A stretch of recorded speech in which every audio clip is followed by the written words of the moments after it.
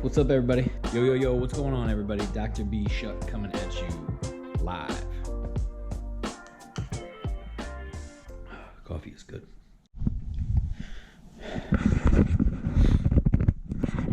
What's going on, everybody? Today I want to talk a little bit about toxic leaders. Leaders who don't have integrity, don't know their values, say one thing, do another, don't walk the talk, just kind of jerks. So I have a dog, and this is a skunk kit. Our neighbors, the amazing Obergs, gave us a skunk kit. We got hydrogen peroxide here. We got a little Arm & Hammer baking soda. Yes. We got some gloves because it gets stanky sometimes. Gotta have some gloves. Dawn dishwashing liquid. Yep, takes the grease away. Boom. It even works on little duckies. And when you live out in the country, sometimes you get skunks. There's skunks all over the place. Little families of cute little baby skunks, little mama skunks running around, but they smell real bad. And if my dog gets skunked, it's pretty stinky. I remember one night she got skunked outside, and we knew immediately when it happened because the smell permeated everything. And guess what? It takes some work to get that skunk off, which is why you have a skunk kit.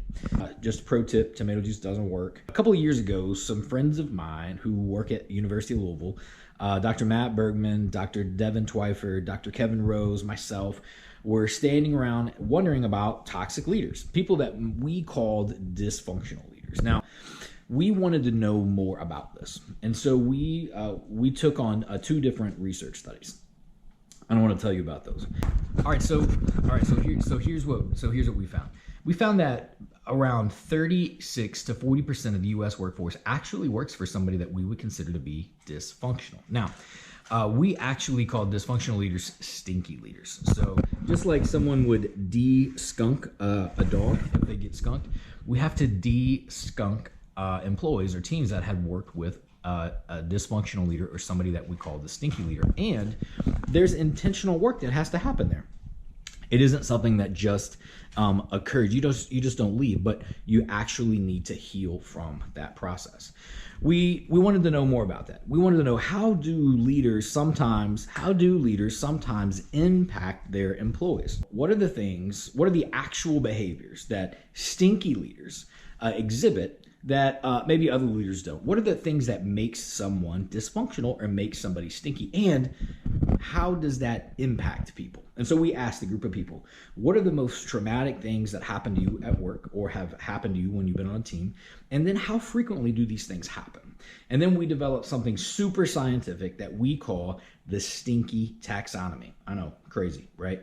The Stinky Taxonomy plots on an XY axis the behaviors of dysfunctional leaders from traumatic to annoyance to frequently to almost never happens at all. And guess what we found?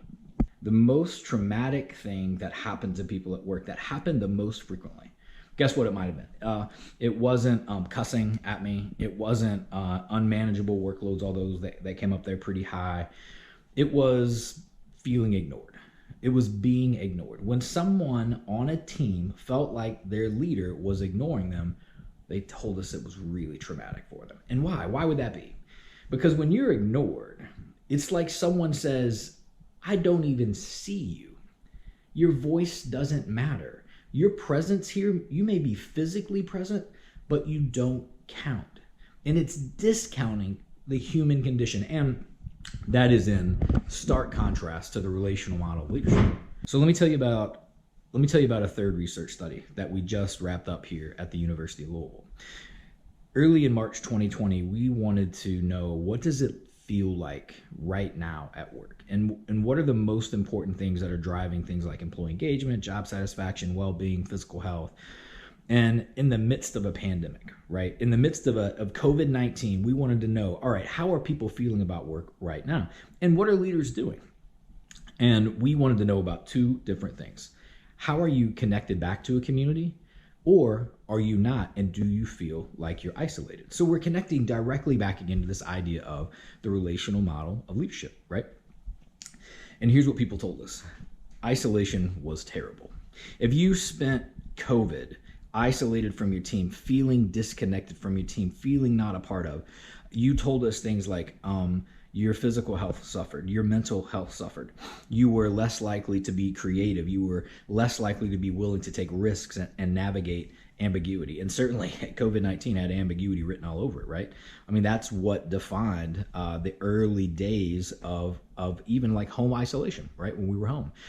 But employees and team members who told us that they felt connected back to their place of work, or they connected back to their place of community, they felt like they were a part of, they told us things like, we remained engaged. Our physical health is okay. There's COVID stuff going on, but my work isn't impacting my physical or my mental health. In fact, it's helping me thrive.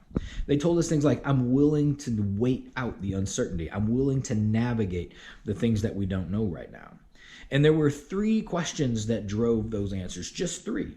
Whether or not someone was isolated at work, or whether or not someone felt connected back to a community of work. 3 questions. Number 1, I feel supported by my leader. Number 2, I feel supported by my coworkers. Number 3, that the work that I do here is meaningful.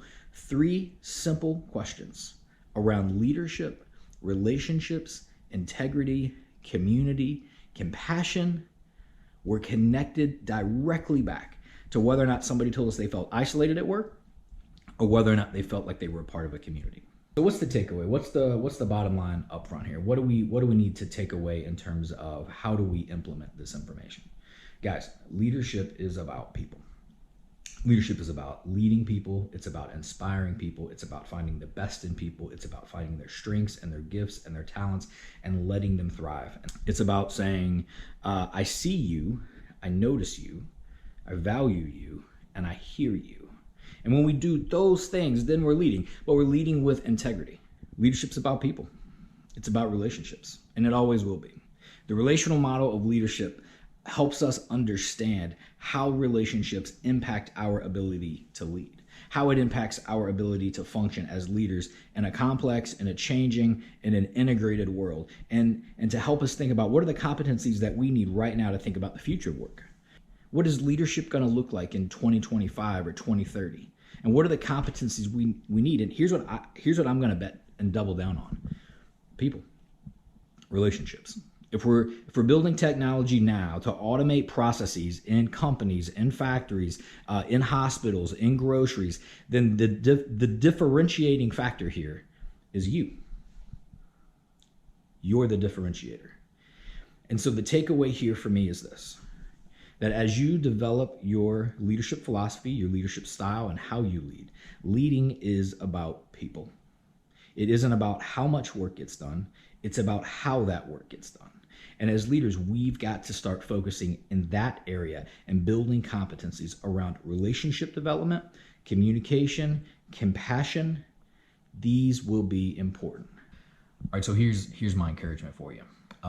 I hope that you reach out to someone this week, someone on your team, someone who you influence, someone who you lead, and you connect with them.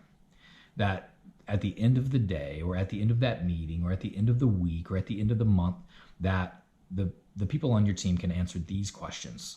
I feel supported by my leader. I feel supported by my coworkers, and the work that I do here is meaningful. And if they can answer those 3 questions positively, then here's my guess. You've got an engaged team. You've got a team whose well-being is in balance, whose work life is in balance.